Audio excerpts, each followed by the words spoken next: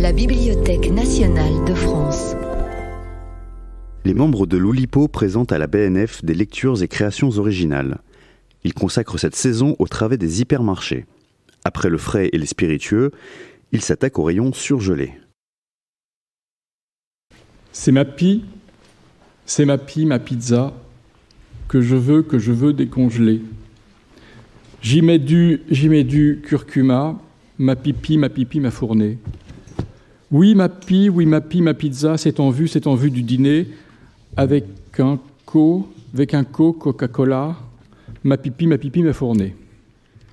Il cuidait des pizzas, mon micro-ondes, arrosant de marsala, la zaza, la pipi à la seconde. Je la sale et j'y mets du colza sur ma pipi, ma pizza. Et ça vaut bien l'hamburger que j'essaie de digérer. Ce poème, qui peut évoquer vaguement l'art poétique de Queneau, est un poème de Gigi. Le thème de la soirée sera surgelé.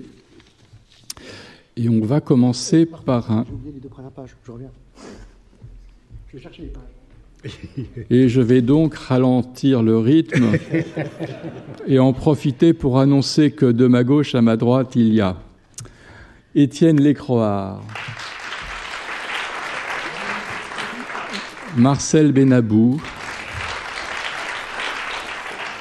Daniel Levin-Becker, Frédéric Fortet et Hervé Letellier. Et un texte lu par Frédéric Fortet, qui est un texte de Eduardo Berti. Qui aurait dû être avec nous, mais qui est malade. Retenu par un méchant virus. Ça tombe bien. Oui, de saison. Prenez un glaçon, posez-le sur une table, décrivez-le de face, de profil, sans employer le mot glaçon ni le mot eau. Laissez passer 2 minutes. Décrivez-le de nouveau. Laissez passer encore 2 minutes. Décrivez-le une dernière fois. Essuyez la table. Mettez un glaçon dans votre bouche et prononcez le mot eau. Buvez très lentement un demi-verre d'eau et avant de l'avaler, prononcez le mot glaçon. Lisez un conte froid de l'écrivain cubain Virgilio Piñera et un conte glacé de l'écrivain belge Jacques Sternberg. Calculez leur exacte différence de température. Dans un glaçon, quelque chose de l'eau s'est arrêté, immobilisé. A. Le temps. B. Une pensée. C. Un geste. D. Un souvenir figé. Trouvez la bonne réponse. Mettez un glaçon dans votre bouche. Laissez-le fondre. Essayez de capter le moment exact où il ne s'agit presque plus d'un glaçon, mais il ne s'agit pas non plus d'eau. Décrivez la sensation. Dans le livre 4 de Pantagruel, Rabelais raconte la célèbre histoire des paroles gelées. Arrivés à certaines régions, les voyageurs entendent des mots, mais ils ne voient personne. Très vite, ils découvrent qu'ils sont en train d'entendre les restes d'une bataille. Les soldats sont longtemps partis, les paroles qu'ils avaient prononcées, les cris de guerre étaient restés gelés à cause du froid. Ils sont arrivés au moment fantastique du dégel. Les paroles, assimilées à de la neige ou à de la glace, acquièrent une réalité matérielle. Elles deviennent visibles. Ce passage est à votre avis A. Métaphore du texte écrit, car celui qui est à l'origine des mots n'est plus là, mais les mots perdurent malgré son absence. B. Métaphore de la lecture, car les mots se dégèlent, se réveillent grâce à l'action de celui qui les découvre. C. Métaphore de la langue, car Rabelais laisse entendre qu'on ne peut pas figer les mots. D. 2 ou 3 de ces options. E. Aucune des options. La description des paroles gelées relève du merveilleux chez Rabelais. Elles sont comparées à des dragées perlées de diverses couleurs. Comparez l'image avec les textes synesthésiques de Nabokov ou Rimbaud qui associent les couleurs à la sonorité de certaines lettres de notre alphabet. Choisissez 5 mots liés au champ sémantique du froid, 3 substantifs, un verbe, un adjectif. Trouvez une couleur pour chacun d'eux. Expliquez vos choix. Lisez attentivement ces 2 phrases. A. Le glaçon contient le passé de l'eau. B. Le glaçon préserve le futur de l'eau. Laquelle des 2 vous semble la plus juste? Et pourquoi? En fin de compte, moi aussi j'ai besoin d'eau. En fin de compte, toutes les nouvelles sont froides ou glacées si l'on pense qu'elles répondent à la théorie de l'iceberg d'Ernest Hemingway. Les nouvelles sont écrites principalement avec ce qu'elles ne disent pas, avec ce qu'elles cachent sous l'eau du texte. Prenez une nouvelle déjà écrite par Jacques Sternberg ou par Virgilio Piñera, refaites-la encore plus froide ou encore plus glaciale. C'était l'hiver, les chemins étaient glacés. L'âne, fatigué, ne voulait plus marcher. « Je reste ici », murmura-t-il. Un moineau atterrit près de son oreille et lui dit « Attention, tu n'es pas sur la route, tu es sur un lac gelé. »« Laisse-moi, j'ai sommeil, dit l'âne, et il s'endormit. Peu à peu, la chaleur de son corps commença à faire fondre la glace. Elle se brisa soudainement. L'âne se réveilla lorsqu'il tombait dans l'eau et appela au secours, mais personne ne put l'aider. Lisez attentivement cette fable anonyme, écrivez une possible morale, essayez de trouver une fin différente, c'est-à-dire une chute sans chute dans l'eau. Réutilisez l'image de l'iceberg, déjà employée pour parler des nouvelles littéraires, mais à l'envers. Prenez comme exemple cette phrase de Jacques Sternberg. Le charme que l'on peut déployer pour séduire lors d'une première rencontre, c'est le contraire de l'iceberg. Il y a plus en surface qu'en profondeur. Pensez à des objets que, tout comme les boulettes de viande ou les petits pois, on pourrait vendre surgelés dans les supermarchés. Imaginez une bougie surgelée, un livre surgelé ou des cigarettes surgelées. Décrivez-les, écrivez leur mode d'emploi. En 1868, le Français Charles Tellier, c'est fou parce que ça c'est Édouard Daubertier, j'ai trouvé la même chose tout à l'heure, je l'ai passé à Hervé Le Tellier, bon enfin, je vous raconte ma vie, mais ça a à voir quand même avec notre sujet. En 1868, le Français Charles Tellier fit le premier long voyage en bateau frigorifique. Il transporta de la viande de vache avec succès pendant 100 jours. Quel fut le parcours de son voyage? A. De Rouen à Buenos Aires, B. De Buenos Aires à Bordeaux, C. De Montevideo à Saint-Nazaire. L'écrivain Albert Londres a dit que l'invention la plus décisive pour l'histoire de l'Argentine a été celle des chambres frigorifiques. Pourquoi? Expliquez la phrase en moins de 50 mots. Le musicien Erik Satie composa ses premières pièces froides vers 1897. Choisissez une des pièces froides afin de créer une chorégraphie sur glace. Décrivez la chorégraphie en peu de mots. Trouvez 2 endroits du monde qui sont antonymiques en termes de température. Par exemple, Iceland, la terre de glace, et Tierra del Fuego, la terre de feu. Quelque part dans les Alpes françaises, il y a 20 ou 25 ans, un homme qui faisait du ski a disparu, avalé par une avalanche, et son corps n'a jamais été retrouvé. Son fils, qui était alors un enfant, a grandi et lui aussi est devenu skieur. Un jour, il va skier non loin de l'endroit où son père a disparu, bien qu'il ne le sache pas. Tout seul dans les montagnes, à des kilomètres de tout autre être humain, le fils trouve un corps dans la glace, un cadavre absolument intact, comme suspendu dans le temps.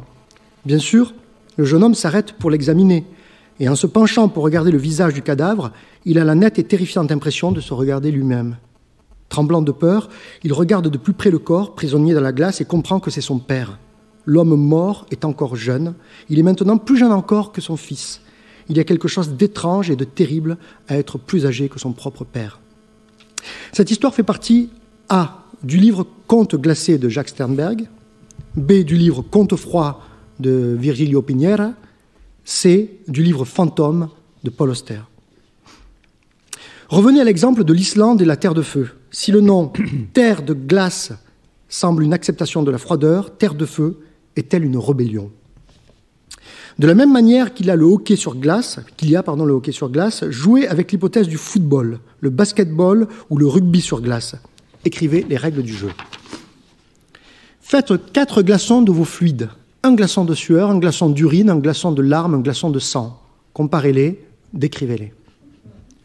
Le glaçon impose une forme à l'eau. Il y a des formes classiques, bien connues, comme le cube, aussi appelé le dé, sorte d'équivalent au sonnet dans la poésie. Pensez à d'autres formes possibles de glaçons, faites leur description. L'écrivain hongrois Odon von Horváth se promenait dans la montagne. Il avait neigé, il faisait froid. Soudain, il est tombé sur un cadavre, gelé et préservé comme le mort de l'histoire de Paul Auster. Enfin, c'était une question, on ne sait pas. Celui-ci, en tout cas, avait un sac intact à ses côtés. Odon von Horváth a ouvert le sac et a trouvé une carte postale qui disait « Je m'amuse beaucoup » ou quelque chose de semblable. Quelques heures plus tard, des amis ont entendu l'histoire et lui ont demandé ce qu'il avait fait de la carte postale. « Je suis allé au bureau de poste, dit-il, et j'ai envoyé la lettre. Que pouvais-je faire d'autre » Indiquez à moins de 100 mots si vous auriez envoyé aussi la lettre et pourquoi. Je découvre en même temps que vous. Prenez 2 textes de Francis Ponge, réécrivez-les en remplaçant par glaçon ou par glace l'objet original, le pain, l'orange, le savon. Par exemple, dans le cas du pain, la surface de la glace est merveilleuse d'abord à cause de cette impression quasi panoramique qu'elle donne, comme si on avait à sa disposition sous la main les Alpes, le Taurus ou la cordillère des Andes. Ainsi donc, une masse amorphe en train de couler fut glissée pour nous dans le frigo stellaire où, durcissant, elle s'est façonnée en glacier, iceberg, stalactite, fjord. Mais brisons-la, car la glace doit être dans notre vie moins objet de respect que d'anéantissement. C'était Édouard Dauberti. Merci pour lui.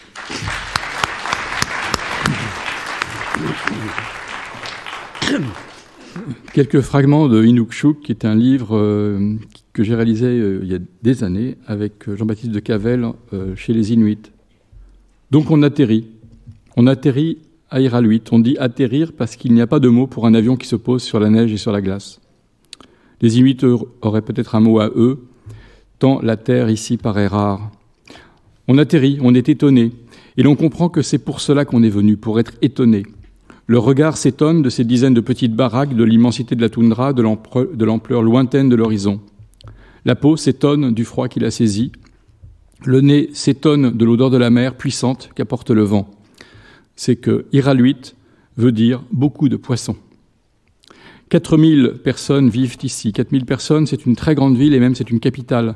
Pour le futur Nunavut, un pays grand comme 4 fois la France, avec moins d'habitants que Lunéville ou Livry-Gargan.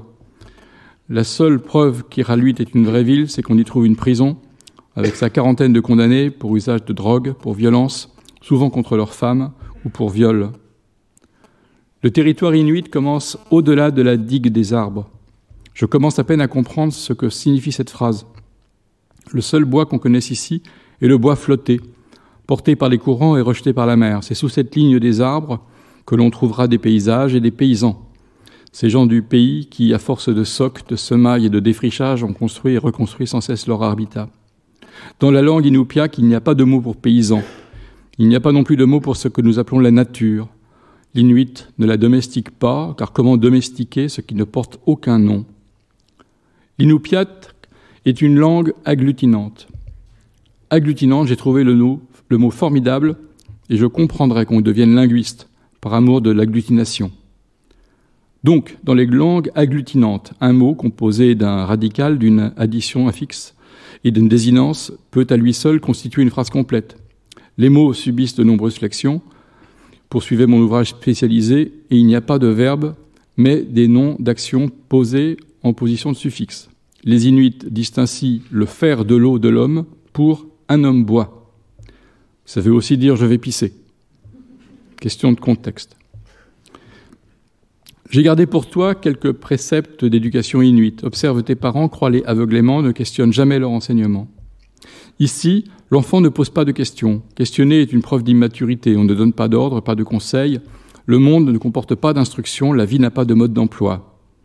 Un monde où rien ne se démontre, mais où tout se montre. Un monde où le mot savoir n'existe pas, où il est contenu dans le mot sagesse. La preuve de l'éducation inuite, c'est qu'il y a eu des Inuits voici 1000 ans et qu'il y a encore des Inuits. L'univers inuit est un univers de nécessité.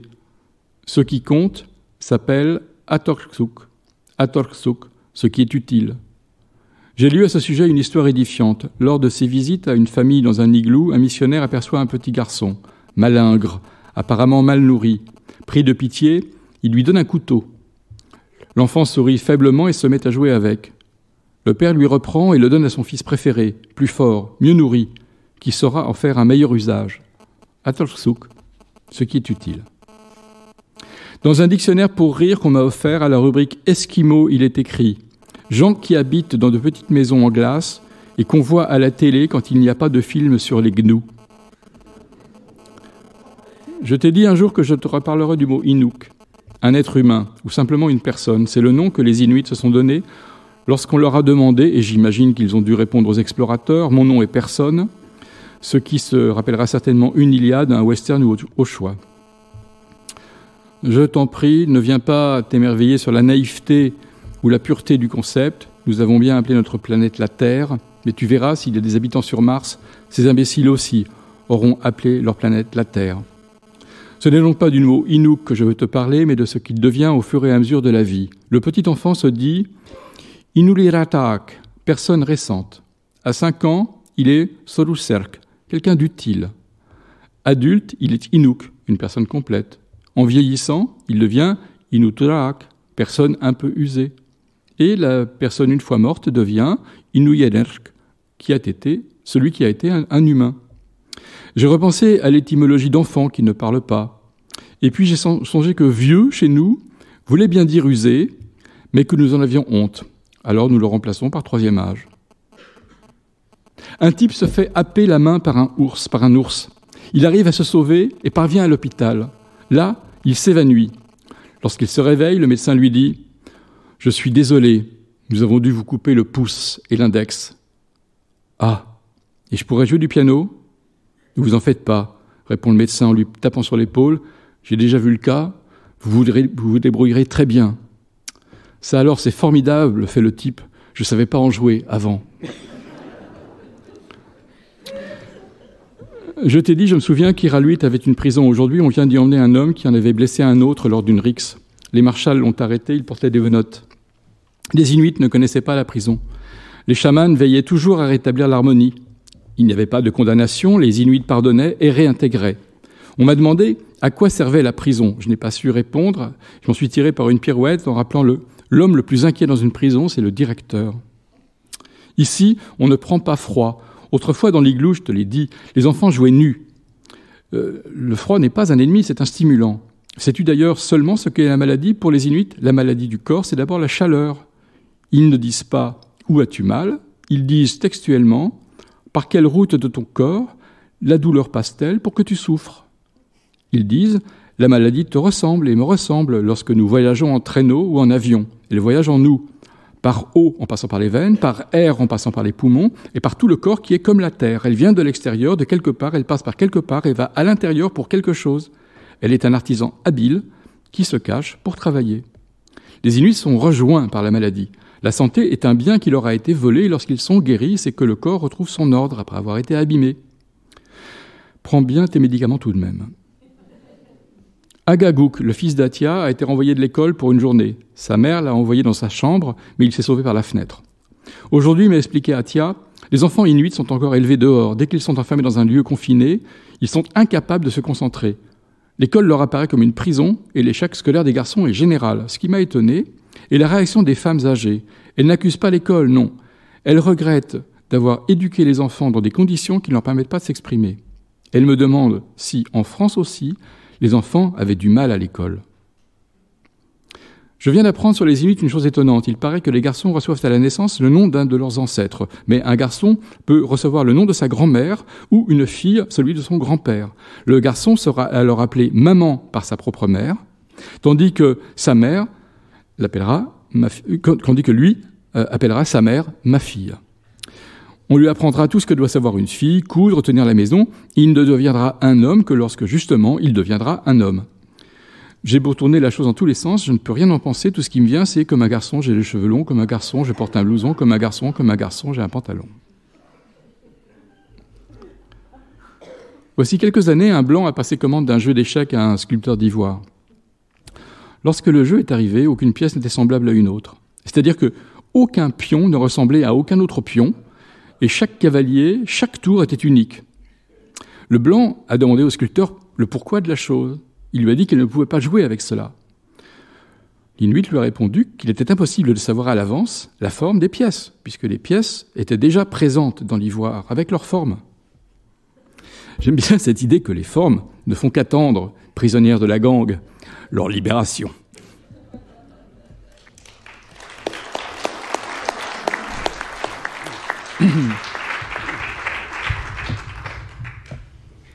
Vas-y. Serait-ce moi qui oublie mon texte? Ah, c'est bien possible. Je ne l'ai pas. Alors la personne suivante sera DLB pour stockage d'hiver. Dans la dernière semaine d'août 2029, tandis que les rumeurs de guerre froide envahissaient Paris, un jeune professeur de lettres, Vincent Dégel, fut invité à passer quelques jours dans une propriété des environs du Havre qui appartenait aux parents d'un de ses collègues, Benjamin Dorade. La veille de son départ, alors qu'il explorait la bibliothèque de ses hôtes à la recherche d'un de ces livres que l'on s'est promis depuis toujours de lire, mais que l'on n'aura généralement que le temps de feuilleter négligemment au coin d'un feu avant d'aller faire le 4e au bridge, Dégel tomba sur un mince volume intitulé « Le stockage d'hiver », dont l'auteur, Hugo Verglas, lui était absolument inconnu, mais dont les premières pages lui donna un frisson si glacial qu'il prit à peine le temps de s'excuser auprès de son ami et de ses parents avant de monter le lire dans sa chambre. Le stockage d'hiver était une sorte de récit écrit à la première personne et situé dans une contrée semi-imaginaire de cieux lourds, de forêts sombres et de collines raides. Le livre était divisé en 2 parties. La première, la plus courte, retraçait en termes secs une promenade solitaire dans un pré enneigé et au terme duquel le héros anonyme, un homme dont tout laissait supposer qu'il était jeune, arrivait au bord d'un lac figé sous une couche épaisse de glace. Un lugeur l'y attendait, qui le conduisait sur un îlot escarpé au milieu duquel trônait une cabane modeste et sombre. À peine le jeune homme était-il arrivé qu'un couple étrange apparaissait. Un vieil homme et une vieille femme, tous deux emmitouflés dans de longues fourrures, qui semblaient surgir du brouillard et qui se disputaient amèrement sur la bonne température pour chauffer différentes espèces de livres. Aussi subitement qu'ils étaient apparus, les vieillards disparaissaient, laissant le jeune homme seul devant la cabane. Il y entrait.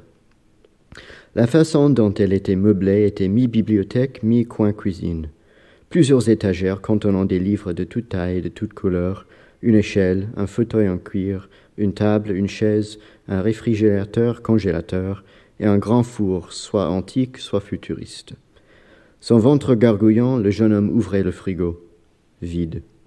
Dans le congélateur, il trouvait 2 livres, un Truman Capote en édition de poche, un Éric Orsena à couverture rigide et selon toute apparence jamais feuilleté. Par la haute fenêtre de la chambre, il regardait la pleine lune émerger des nuages. Puis il s'accroupissait devant le four pour tenter de l'allumer. Une demi-heure plus tard, n'ayant pas pu maîtriser le four, il mangeait de sang-froid. Et c'est sur ce moment difficile que s'achevait la première partie. La seconde partie constituait à elle seule près des 4/5 du livre, et il apparaissait rapidement que le court récit qui la précédait n'en était que le prétexte anecdotique. C'était un long essai d'une érudition brumeuse, entremêlé de poèmes, de maximes énigmatiques, de calculs indéchiffrables. À peine eut-il commencé à le lire que Vincent Dégel éprouva une sensation de malaise qu'il lui fut impossible de définir précisément, mais qui ne fit que s'accentuer au fur et à mesure qu'il tournait les pages du volume d'une main de plus en plus tremblante. C'était comme si les phrases qu'il avait devant les yeux lui fondaient dans sa bouche et lui donnaient en même temps un gel du cerveau. Comme si ces mots, plus tendres qu'une quiche ou plus squameux que des poissons, ces mots tour à tour compréhensibles ou insensés, obscènes ou chaleureux, givrants ou chambrés, raides comme l'aiguille figée d'une boussole oubliée dans un talus de neige, esquissaient une configuration confuse, où l'on croyait sincèrement, pire même que sincèrement, que l'effet spirituel et cognitif de l'expression poétique n'avait jamais eu de métaphore aussi bien ajustée que le comportement moléculaire qu'on peut observer lors de la congélation et décongélation alimentaire. Vincent Dégel, dont le champ de préoccupation recouvrait précisément ces thématiques, y préparait depuis quelques années une thèse sur les racines littéraires de la gastronomie moléculaire de l'abbé Apponge, crut d'abord qu'il avait effectivement déjà pu lire ce livre au hasard d'une de ses recherches, puis, plus vraisemblablement, qu'il était victime d'une illusion de déjà-vu, ou, comme lorsque le simple goût d'une gorgée de thé glacé vous ramène tout à coup 30 ans avant en Sibérie, il avait suffi d'un rien, d'un son, d'une odeur, d'un geste, peut-être cet instant d'hésitation qu'il avait marqué avant de sortir le livre du rayonnage où il était classé entre Vanzip et Verhaeren, ou bien la manière avide avec laquelle il en avait parcouru les premières pages, pour que le souvenir fallacieux d'une lecture intérieure vienne en surimpression perturber jusqu'à rendre impossible la lecture qu'il était en train d'en faire. Mais bientôt, le doute ne fut plus possible, et Dégel dut se rendre à l'évidence. Peut-être sa mémoire lui jouait-elle des tours, peut-être n'était-ce qu'un hasard si Verglas semblait emprunter à Ray Bradbury le plaisir de décongeler. Peut-être pouvait-on prendre en compte les rencontres fortuites, les hommages volontaires, les copies inconscientes, la volonté de pastiche, le goût des citations. Peut-être pouvait-on considérer que des expressions telles que temps de cuisson et analyse nutritionnelle appartenaient d'un plein droit à tout le monde et qu'il était par conséquent tout à fait normal de les rencontrer dans un paragraphe d'Hugo Verglas. Mais il était absolument impossible de ne pas reconnaître, mot pour mot ou presque, au seul hasard de la lecture, ici un fragment de Rimbaud. Nature, berce-le chaudement, il est surgelé. Ou de Ronsard, mignonne, allons voir si la pizza. Là de Flaubert, comme il faisait une chaleur de 33 degrés à l'intérieur du four, le bœuf bourguignon de chez Picard se trouvait absolument dégueulasse. De Kafka, un livre doit être le steak haché qui nage dans la mer gelée en nous. Ou, à peine modifié, de Laclos. La vengeance est un plat qui se mange cuit pendant 2 minutes au panier vapeur, etc. Il était 4 heures du matin lorsque Dégel acheva la lecture de Stockage d'hiver. Il y avait repéré une trentaine d'emprunts. Il y en avait certainement d'autres. Le livre d'Hugo Verglas semblait n'être qu'une prodigieuse compilation des poètes et des romanciers, en 100 ans démesurés, une mosaïque dont presque chaque pièce avait été volée dans la bouche d'un autre. Mais au moment même où il s'efforçait d'imaginer cet auteur inconnu, Dégel sentit naître en lui une sensation rassurante. Il avait faim.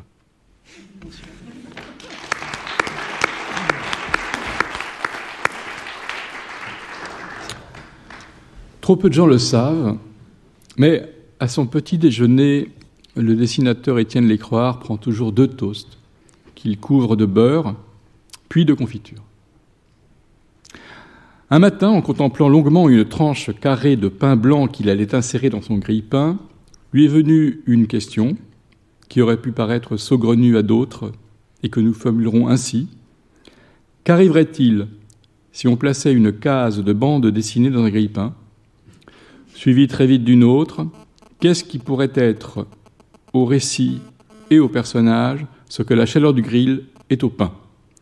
Et enfin, d'une dernière, pourquoi ai-je des idées aussi tordues? Après avoir dessiné la première planche de Thermostat 8, Lécroard s'est pris au jeu de la variation. Soit l'artiste fait simplement monter la température d'une case à l'autre, soit il joue avec la complexité d'un trait, soit la crudité des textes, soit des concepts plus inattendus encore. À Patrick Cohen, qui lui demande dans Phosphore s'il a voulu dans Thermostat 8 dénoncer de manière métaphorique l'inertie générale face au réchauffement climatique, Étienne Lécroard répond par un trait énigmatique « Nourris bien ton cochon, il viendra chier sur ton perron ». Bien entendu, on est tout de même chez Lécroard, quelques gaudrioles sexuelles ne manqueront pas de satisfaire ses aficionados. Depuis quelques années, j'écris des critiques de livres de Lécroard qui n'existent pas encore. Et Étienne, de manière constructive, répond à ces critiques et nous publions ce qu'on appelle donc cette critique constructive dans un magazine qui s'appelle Mon Lapin Quotidien, qui n'est donc pas publié tous les jours. Et voici donc Thermostat 8, enfin réalisé par Étienne Lécroard. Voici 3 images donc de Thermostat 8. Comme vous pouvez le voir, donc la température monte d'image en image. Vous avez un couple, séquence plutôt hivernale, une séquence un peu printanière et une séquence estivale. Le texte aussi monte en chaleur. Alors je peux vous montrer un petit peu comment ça marche. Voilà, par exemple, permettez-moi de briser la glace, ma bobonne. Permettez-moi de d'éponger l'eau, madame. Permettez-moi de ventiler la vapeur, ma chérie. Vous voyez, la température monte aussi dans le texte comme ça. Excusez ma froideur, excusez ma modération, excusez ma fébrilité. Je vais vous le lire maintenant, normalement. Permettez-moi de briser la glace, ma bobonne. Excusez ma froideur, je suis un glacial serpent et j'ai l'impression que vous aussi vous avez le bois mort aux pieds, non? Voulez-vous faire la haine? Oh là, c'est pas parce que je crépite les glaçons que ça me gèle la cavité d'Uranus. Je suis juste bipolaire. Désolé, un pingouin ne fait pas l'hiver. Eh bien, c'est ce que j'appelle faire un congélo. Me voilà habillé pour l'hiver. Séquence donc printanière. Permettez-moi d'éponger l'eau, madame. Excusez ma modération. Je suis un tiède bœuf et j'ai l'impression que vous aussi vous avez l'étincelle au genou, non? Voulez-vous faire l'indifférence? Oh là, c'est pas parce que je pétille l'eau que ça me tiédit la plaine de terre. Je suis juste bitempéré. Désolé, une hirondelle ne fait pas le printemps. Eh bien, c'est ce que j'appelle faire un climatiseur. Me voilà en slip pour le printemps. Séquence estivale. Permettez-moi de ventiler à la vapeur, ma chérie. Excusez ma fébrilité. Je suis un chaud lapin et j'ai l'impression que vous aussi vous avez le feu au cul, non? Voulez-vous faire l'amour? Oh là, c'est pas parce que je pète le feu que ça me chauffe le mont de Vénus. Je suis bitropical. Désolé, un moustique ne fait pas l'été. Eh bien, c'est ce que j'appelle faire un four. Me voilà à poil pour l'été.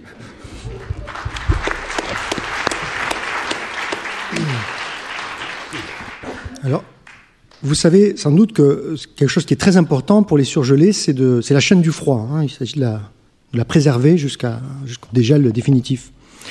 La chaîne du froid, ça m'a fait penser à quelque chose, le mot chaîne déjà, et le fait que la chaîne du froid soit un groupe nominal, un génitif, un complément de nom. Ça m'a fait penser au poème infini de Michel Métaille, la première femme à être enterrée à l'Oulipo en 1975, qui a commencé en 1973 un poème infini intitulé Complément de nom, qui est constitué d'une chaîne de compléments de nom.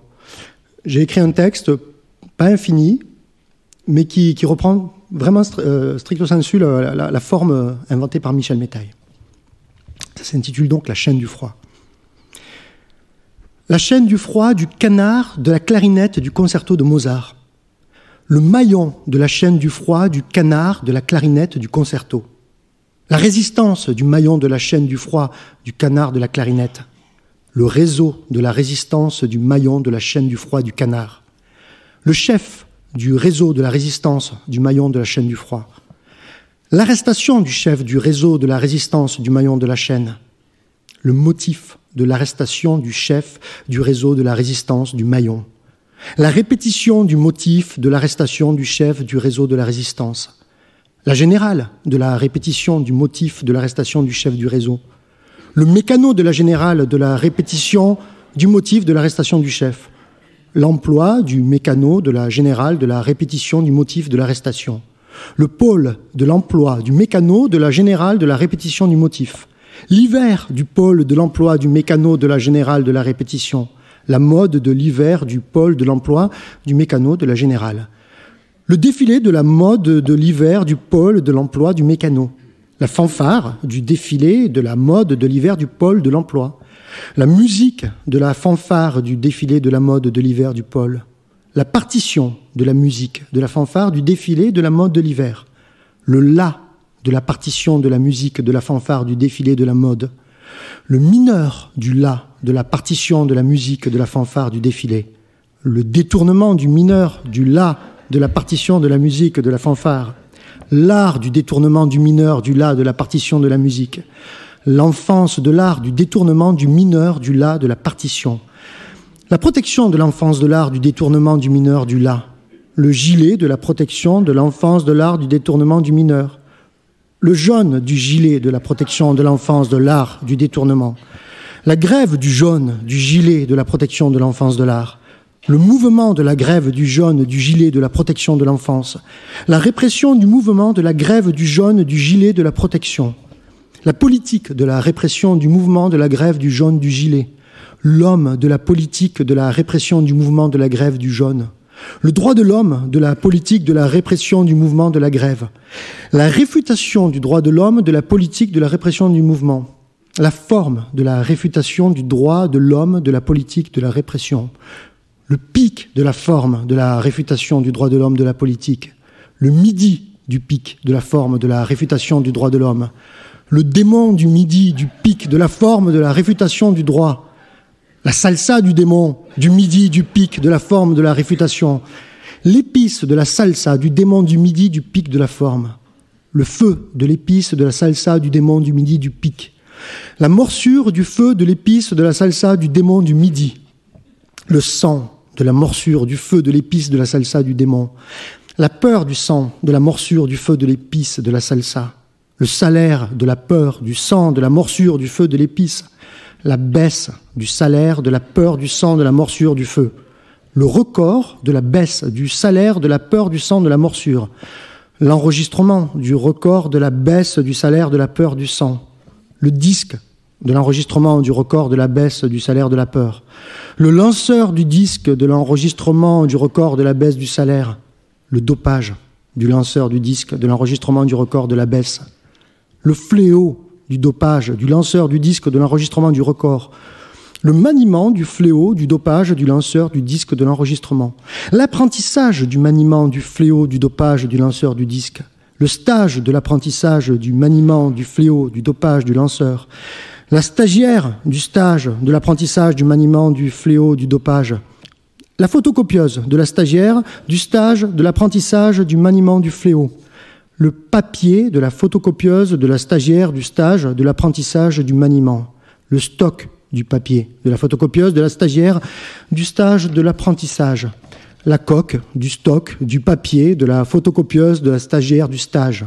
le rail de la coque du stock du papier de la photocopieuse de la stagiaire, la bataille du rail de la coque du stock du papier de la photocopieuse, le choc de la bataille du rail de la coque du stock du papier, la violence du choc de la bataille du rail de la coque du stock, la condamnation de la violence du choc de la bataille du rail de la coque, la gravité de la condamnation de la violence du choc de la bataille du rail, la loi de la gravité de la condamnation de la violence du choc de la bataille, le nom de la loi de la gravité de la condamnation de la violence du choc, le complément du nom de la loi de la gravité de la condamnation de la violence, l'attribution du complément du nom de la loi de la gravité de la condamnation, le montant de l'attribution du complément du nom de la loi de la gravité, le zéro du montant de l'attribution du complément du nom de la loi, l'absolu du zéro du montant de l'attribution du complément du nom, le froid de l'absolu du zéro du montant de l'attribution du complément, la chaîne du froid de l'absolu du zéro du montant de l'attribution, la fidélité de la chaîne du froid de l'absolu du zéro du montant, la hauteur de la fidélité de la chaîne du froid de l'absolu du zéro, la mesure de la hauteur de la fidélité de la chaîne du froid de l'absolu, l'unité de la mesure de la hauteur de la fidélité de la chaîne du froid.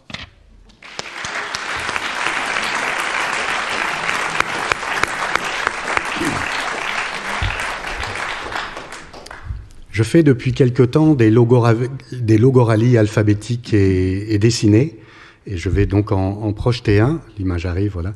Le logoralie, qu'est-ce que c'est? C'est un texte dans lequel on s'impose des mots, différents mots, les mots qu'on choisit, et moi j'ai choisi de prendre les mots du dictionnaire, un petit Larousse de poche, et donc je suis parti de glace et j'ai été jusqu'à gogo, et le voici. On va le lire à deux voix avec Daniel qui est au bout là-bas. Donc c'est un dialogue homme-femme. Écoutez, Jacques Ferdinand, cela fait plus de 6 mois que nous sommes époux et épouses. Il est temps de rompre la glace, ne pensez-vous pas? Il fait froid ici, je sens comme un air glacé. Ça ne vous glace pas le sang, Rose Cyprienne? C'est justement pour tenter de combattre cet air glaciaire, cette atmosphère glaciale qui règne entre nous, que je me suis procuré le présent opuscule, La braise sous le glacier, Ars Libido. Mon Dieu, Rose Cyprienne, où et comment avez-vous déniché cette horreur? Chez le brocanteur, au métro Glaciaire. Le délicat glacis de l'illustration de la couverture a attiré mon regard. Ce sont des courts chapitres au nom pittoresque. Écoutez par exemple celui-ci, le vieux garçon. Lors, tel un gladiateur arborant son glaive gaillard, il avoua défourailler son ardent glaïeul, tout oint de glaire, et pétrissoit clalinement le tabernacle offert et glaireux de désir, ainsi que glaise en main du potier. Mais par Dieu, qu'est-ce que ce galimatia glaiseux? C'est du vieux français assez imagé. Le glaive, le glaïeul, ça doit être le gland, je subodore. De quelle autre glande pourrait-il s'agir? Mais écoutez plutôt. Pareil au manant festoyant de sa glandée, il suce au toit les appâts glandulaires de sa promise, et l'appelle au toit telle la glane glanée par le glaneur. Sa douce glanure sous ses assauts glapissoit de plaisir, tant que ses glapissements sonnèrent le glas de toute mignardise. Les yeux glauques de la belle se révulsèrent. Elle étoie sa glèbe, il étoie son laboureur. De son soc, il entama sa douce glissade en ce sillon glissant, avec la grâce du glisser d'un sémillant baladin. À propos de glissement, Rose Cyprienne, vous seriez bien avisé de glisser sur ces passages qui enfoncent toutes les glissières de sécurité de bon goût et de délaisser ce livre de façon globale. Jamais je n'ai lu pareille horreur sur tout le globe terrestre, foi de globe-trotteur. Arc-bouté sur sa promise, ses pendeloques globulaires tremblotèrent. Les globules de son sang riffaudèrent, ses yeux se firent globuleux, et la semence de gloire qui bouilloie en tout son membre jaillit en kyrielle, telles les gloriates au Saint-Office. Mais enfin, taisez-vous donc, Rose Cyprienne, cette gloriette est ouverte à tout vent. On pourrait entendre vos propos, et ce n'est pas glorieux. Je ne peux endurer plus longtemps cette glorification d'actes aussi dégradants. Comment peut-on glorifier cela ? Quelle piteuse glorieuse abscence. C'est vrai que ça manque un peu de glose. Mais plutôt que de gloser à tort et à travers, on peut consulter le glossaire en fin d'ouvrage. Tenez, savez-vous ce que signifie s'aguicher la glotte ou aller au glouglou? Oh, écoutez ça, se glouglouter le berlingot. Mais cessez donc vos gloussements. On vous entendrait glousser de l'autre bout de la ville. Oh, voulez-vous que je vous dégorge le glouton, Jacques Ferdinand? Je vous l'avoue. J'ai comme de la gloutonnerie pour toutes ces expressions imagées. Mais taisez-vous donc, quel glou! Vous êtes vraiment gluante, Rose Cyprienne. Vous êtes bien nerveux, mon ami. Laissez-moi embobiner votre petit rossignol au gluot. Tout Jésus, je défaille. Allons bon. Je manque de glucides.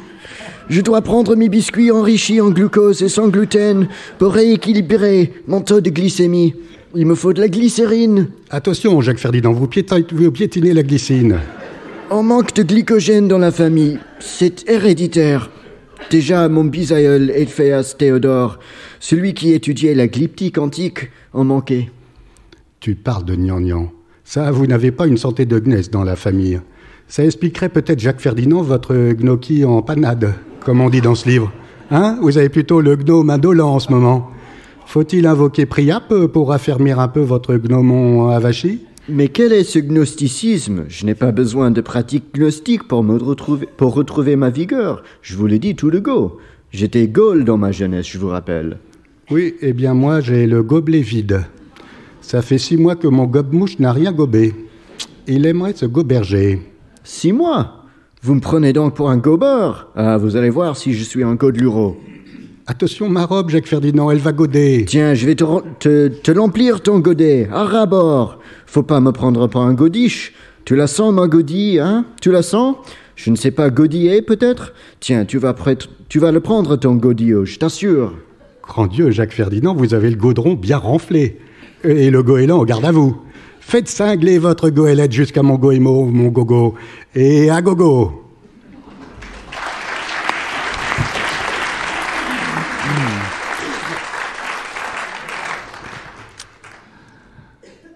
L'eau ne sait pas plus qu'elle sera glaçon que la chenille ne sait qu'elle sera papillon. Rien ne prouve qu'il fasse froid dans le congélateur lorsque la porte est fermée. Saussure le dit à peu près comme ça. Le mot glaçon n'est pas froid. Dans le mot glace, il y a le mot lac. C'est bien la preuve qu'elles fond. Ça me fait penser à quelques surdéfinitions. Un rongeur caché dans le réfrigérateur, un abruti devant le congélateur. Lorsque je sors un glaçon et que je le pose sur une assiette devant moi, ça prend du temps, mais je peux le faire fondre rien qu'avec ma pensée. Quand on met de l'eau un peu chaude dans le bac à glaçons, elle prend plus vite à cause de la vitesse de convection. L'idéal, c'est 34 degrés. On raconte que depuis peu, le rappeur à Esclupe s'est converti au judaïsme. Il se fait appeler Iceberg. Il y a un mois, un ami hypocondriaque a avalé un glaçon par mégarde. Depuis, il regarde ses selles tous les jours, il est très inquiet. J'ai possédé un bac à glaçons en aluminium composé d'un bac réservoir rectangulaire et d'un système de démoulage en force par levier. Il était de marque Hélène. Je ne sais pas si vous connaissez. Moi, je l'appelais Hélène et les glaçons. Il y avait 21 glaçons, 7 par rangée de 3. Et je me souviens que je leur avais donné des noms selon les rangées. Première rangée, Alberto, Bernard et Carlo. Deuxième rangée, Daniel, Edmund et Fred. Troisième rangée, Gustave, Heinrich et Isidore. Quatrième rangée, Jean, Karl et Lucien. Cinquième rangée, Marc, Niklaus et Oscar. 6e rangée, Patrick, Rudolf et Serge. 7e rangée, Tommaso, Vincent et Zeno. Alors il y avait une logique à ces prénoms. Il y a 5 glaçons au centre qui sont tous entourés de glaçons. Ils ne savent même pas que les bords du bac à glaçons existent. Alors je leur avais donné des prénoms allemands, Karl, Edmund, Hans, Niklaus, Rudolf, parce qu'ils sont très organisés avec une forte tendance à l'abstraction. Les plus tourmentés, les agités, les volubiles, c'est les petits glaçons des 4 bords. Ils ont un côté fond de classe très agaçant et un côté rond, original. Ils avaient des prénoms italiens, Alberto, Carlo, Tommaso et Zeno. Il y a dans le monde 300 personnes cryogénisées qui patientent dans de l'azote liquide dans l'espoir d'être ressuscitées. On dirait bien qu'elles vivent d'espoir, mais vivre, c'est pas le bon verbe. Il y a des bacs à glaçons qui fabriquent des glaçons avec des formes, des cœurs, des trèfles. Oui, aussi. Pour savoir ce que la célèbre chaîne du froid, si la célèbre chaîne du froid a été rompue dans un frigo, il faut mettre de l'eau dans une tasse, la congeler, et puis poser une bille sur la glace. Si un jour on retrouve la bille dans la glace, c'est qu'il y a eu un problème. Ce sont des soirées utiles aussi au niveau technique. Peu de gens le savent, mais les bacs à glaçons peuvent communiquer en morse. Par exemple, le SOS, c'est 3 glacés, 3 fondus, 3 glacés. Quand je m'ennuie, je repense à ce skieur qui a voulu lécher par -20 la perche de son téléski. Un jour, j'ai entendu un type dire qu'il faisait 0 degré, mais que demain, il ferait 2 fois plus froid. J'ai peut-être écrit les contes liquides de Jaime Montestrella en faisant fondre les contes glacés de George Sternberg. Dans les contes liquides, j'ai écrit que la planète CF57, présentant toujours la même face à son étoile, celle-ci est un désert calciné, peuplé de femelles de toutes espèces, à la peau brûlante, et sa face nocturne est une nuit éternelle et glaciale où vivent les mâles aux organes congelés. Et chaque année, ils viennent féconder les femelles sur le fin ruban équatorial. Ils y fondent une famille, puis ils fondent tout court. Ou encore, j'ai écrit « Les chercheurs de Helsinki Science Institute ont prouvé que si vous parvenez à conserver un flocon de neige dans la main sans qu'il fonde, c'est que vous êtes mort. » Un bac en alu recyclé peut se retrouver dans une aile d'avion.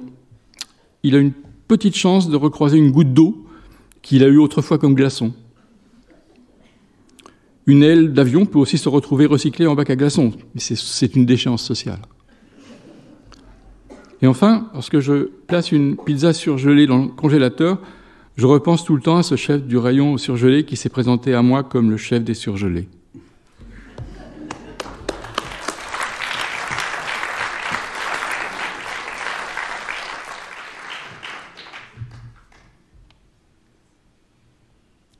Oui. Je vais être obligé d'abréger un peu ce que j'avais prévu de vous lire. Et je voudrais vous parler de Marco de Corpeliada. Certains d'entre vous le connaissent déjà, mais je suis sûr que la plupart d'entre vous n'en ont jamais entendu parler. Je n'ai pas eu la chance de le connaître de son vivant, et c'est un de mes grands regrets, car je ne doute pas que je serais moi aussi, comme tant d'autres autour de lui, tombé sous son charme.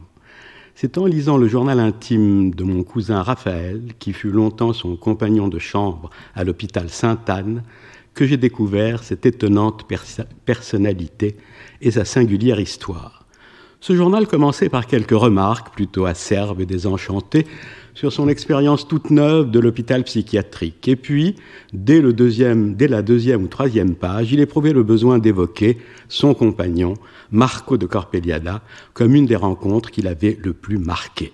Et il le fait, comme vous allez le voir, avec un enthousiasme aussi touchant que communicatif. Voici ce qu'il en disait. Mais foin de ces misères hospitalières, heureusement j'ai trouvé ici pour me consoler de tout cela Marco de Corpeliada. Il ne paye pas de mine à première vue avec son teint pâle et ses cheveux précocement grisonnants, mais j'ai été frappé d'emblée par ses yeux qui semblent toujours à la recherche de quelque chose, quelque part. Nous partageons désormais la même chambre, une chance pour moi.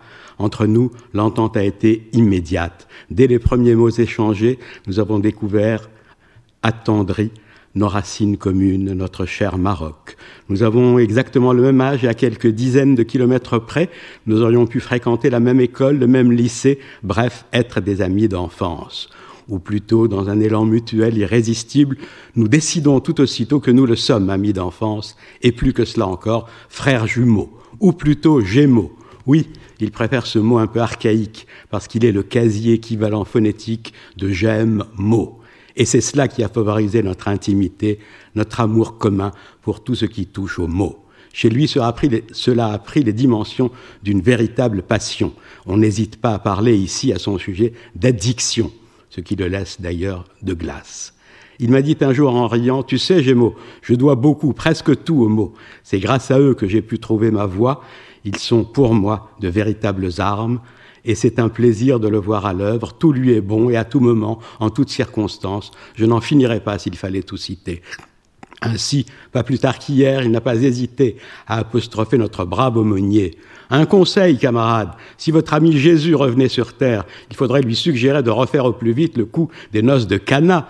Il y gagnerait une sacrée popularité auprès des jeunes d'aujourd'hui, car ce seraient les noces de Cana bis. En fait, ce qu'il aime par-dessus tout, c'est tordre les mots, les désarticuler, les passer à la moulinette pour les forcer à avouer ce qu'ils essayent de cacher et en faire aussi un moyen de résistance. Par exemple, il est littéralement fasciné par les anagrammes. Il les appelle des équations de lettres et il trouve sans cesse des équivalences lourdes de sens. Dans cercueil, il décèle tout de suite ciel et curé. Dans rouge et vert, trou et verge. Autre chose, comme les kabbalistes, il voit des acronymes partout, et d'abord dans son propre nom. Il est persuadé, m'a-t-il confié en secret, que chaque syllabe de son nom est aussi la syllabe initiale d'un autre nom, et donc qu'il condense en lui les vertus de tous ceux à qui il doit un bout de son nom. Mais je dois dire que ce qui me sidère le plus, c'est qu'il lui suffit parfois d'un simple découpage pour changer complètement notre perception de certaines réalités. Ainsi, de la simple désarticulation du mot épilepsie, un mot souvent prononcé ici, il a su tirer une de ses règles de survie, et oui, il en a fait épilepsie en 3 mots. Et je dois dire qu'il les épie, et de quel œil vigilant ces psys qui nous gouvernent, et qui d'ailleurs, de leur côté, nous épient aussi. C'était donc une partie du journal de mon cousin. Mais ce qui avait le plus impressionné mon cousin, ce qui apparaît comme un vrai feuilleton dans la suite du journal, c'est le rapport de Marco, non plus aux mots, mais aux chiffres. Il était agacé de constater que les différents diagnostics qu'on lui collait étaient invariablement présentés d'une drôle de façon. Et oui, en France, c'est une obligation faite à tous les hôpitaux psychiatriques de poser les diagnostics de leurs patients sous forme d'un code numérique, au moins lors de leur sortie.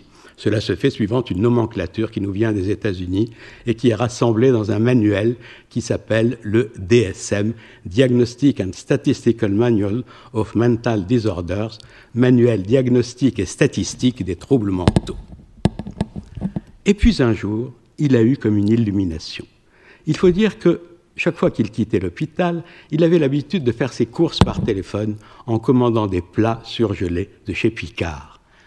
Ce jour-là donc, il sortait de l'hôpital, il avait sur son bureau sa fiche de sortie avec son diagnostic et son numéro, et il s'est entendu dire au téléphone « 60.0, pomme rissolée XL ». Et en même temps, il voyait, inscrit en gros sur son dossier, 60.0, personnalité paranoïaque. C'est là qu'il s'est dit « Ah, ce n'est pas sans rapport ». Et dès le lendemain, il envoyait un mail à son psychiatre, le docteur Sven Legrand.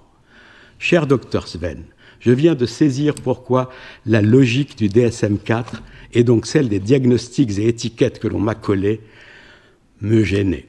C'est qu'ils, les docteurs du DSM-4, sont de mèche avec les mecs qui font les codes des produits Picard surgelés.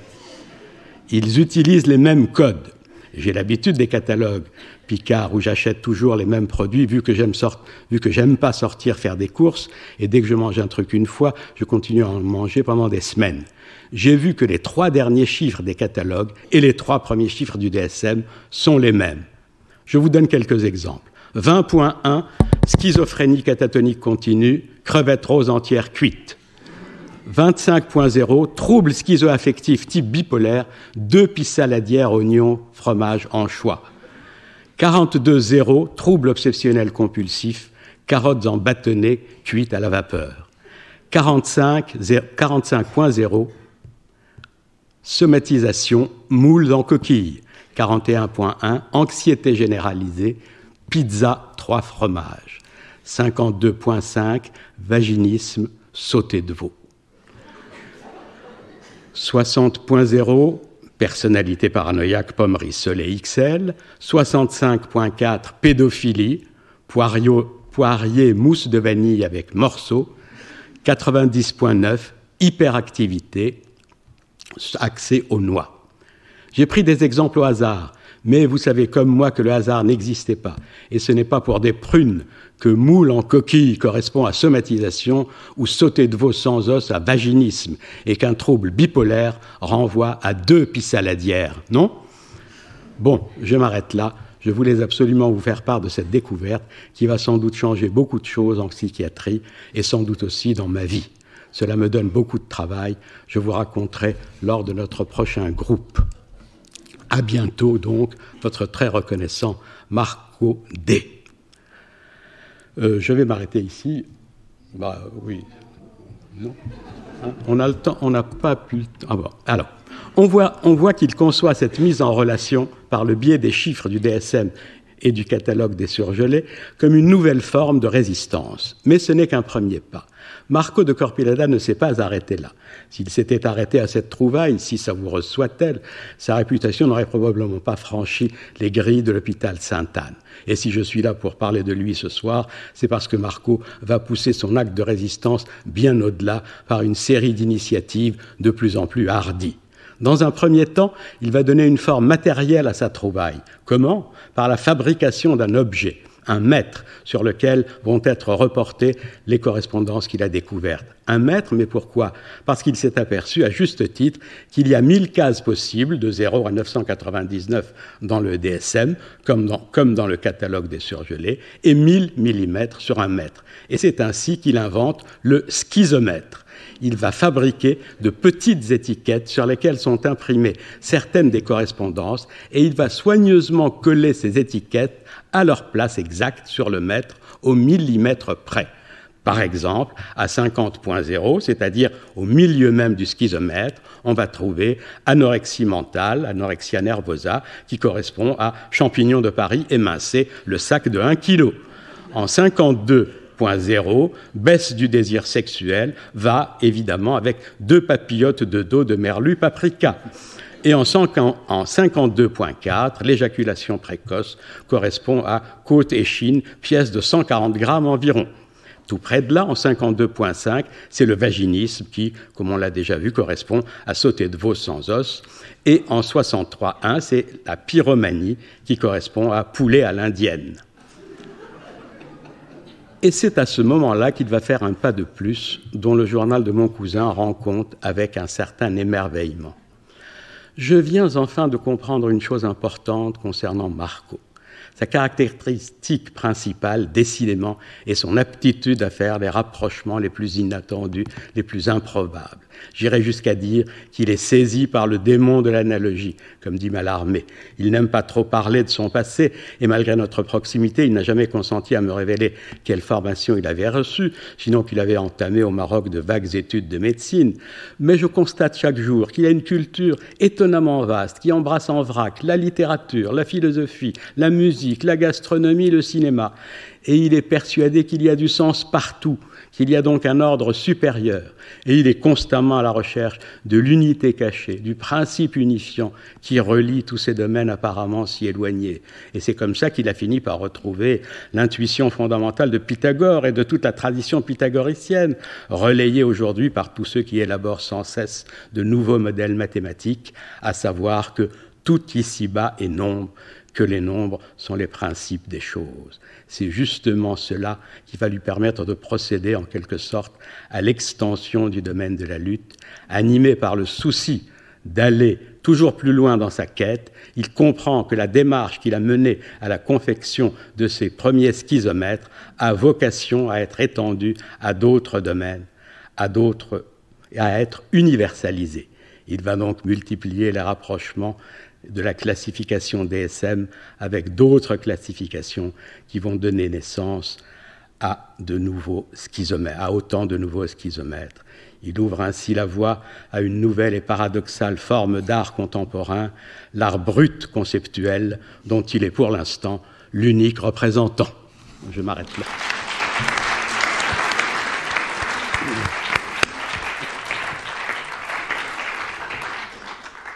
Qui c'est qui présente les Chicago? C'est toi, oui. Ah oui, bah, je vais lancer les Chicago. Vous avez maintenant l'habitude des Chicago. C'est Olivier, normalement, qui fait ça. Le Chicago, vous vous rappelez un peu le principe, une liste de noms, et il faut trouver un peu des synonymes, une logique, et trouver le dernier nom qui manque. On y va, les Chicago surgelés. Merle, je le lis? Oui. Merle, 2 E. Mélange, 2 D. Loriot, 2 C. Rossignol, 2 B. Mais oui, pizza surgelé. Pizza surgelée. Marche, planeur, avance, chasseur, va à long courrier, vol, biplan.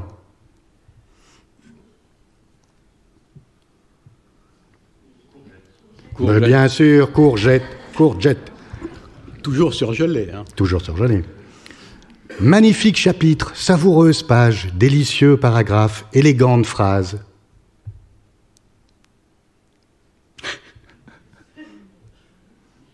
Eh ben... Esquimaux. Les Inuits. Esquimaux. Ça se voyait plus, on le retrouvait plus, c'était sous le tapis, on l'a cherché partout. C'est la banlieue de Chicago. Hein. Ouais, là, c'est pas un Chicago exact. Hein, Oui, ça se voyait plus, on le retrouvait plus, c'était sous le tapis, on l'a cherché partout. Au lieu d'être un Chicago verbal, c'est un Chicago sémantique.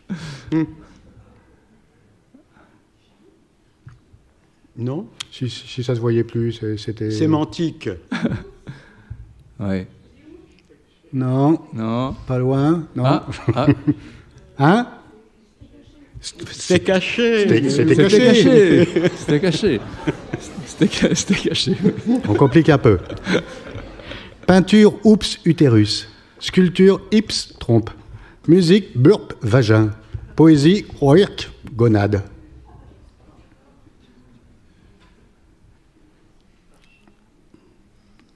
Ben, mon premier est un art, mon second est une exclamation, mon troisième appartient à l'appareil reproductif féminin, mon tout est... Haricot vert. Enterrement, mon. Cercueil, no. Catafalque, leur. Suaire, ton. On devine un peu la fin. Oh, c'est ouvert. Oui, ouvert, c'est vrai.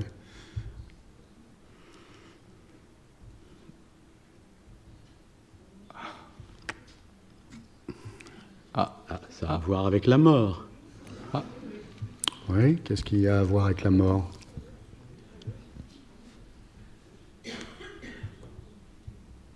Eh oui. Et puis qui est vraiment dans le congélo à tous les coups. Oui, alors là...